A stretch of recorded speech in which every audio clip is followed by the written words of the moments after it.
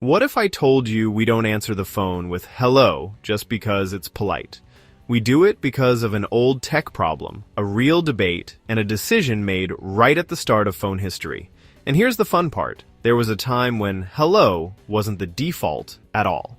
In fact, someone seriously wanted us to answer the phone with a completely different word. Welcome. My channel name is The Smart Side. This channel is all about learning how everyday things really work. So, today, why do we say hello when we pick up the phone? Who pushed it into the world? And how did it become the standard greeting almost everywhere? To get the answer, we have to rewind to the earliest days of the telephone.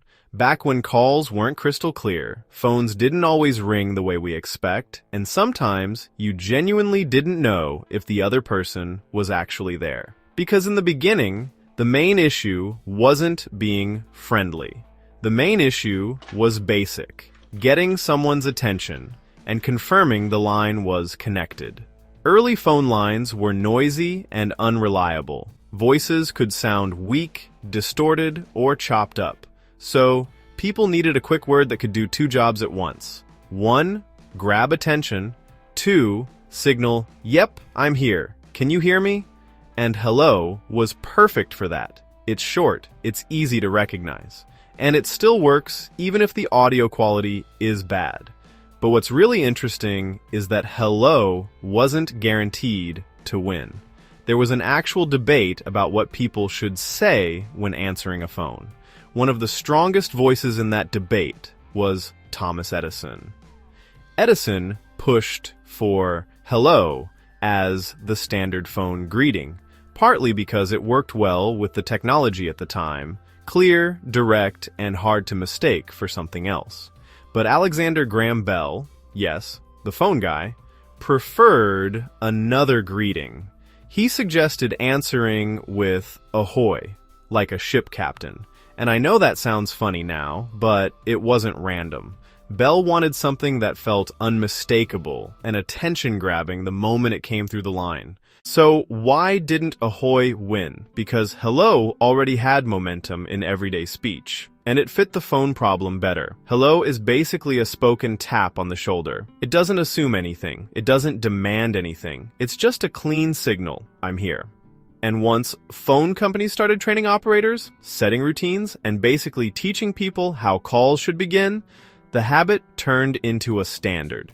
Because when something scales fast, the common habit becomes the official way. Now, here's another reason hello stuck that people don't think about much. Phones used to connect strangers.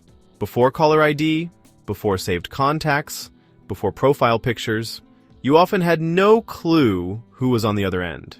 So, you needed a safe, neutral opener. Something that worked whether it was your best friend, a business call, or a wrong number. That's what hello is. It's friendly, but not too personal. It's calm, but still alert. It basically means, "I'm here. Who's this?"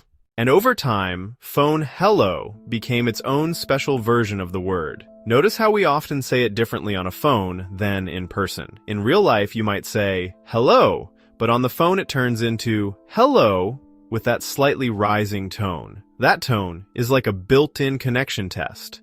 It's your brain checking. Did the line connect? Did someone answer? Can you hear me? And even today, with clear audio and caller ID, we still start with hello because the habit is deeper than the technology. It's basically a little ritual. Pick up, say hello, listen for the voice.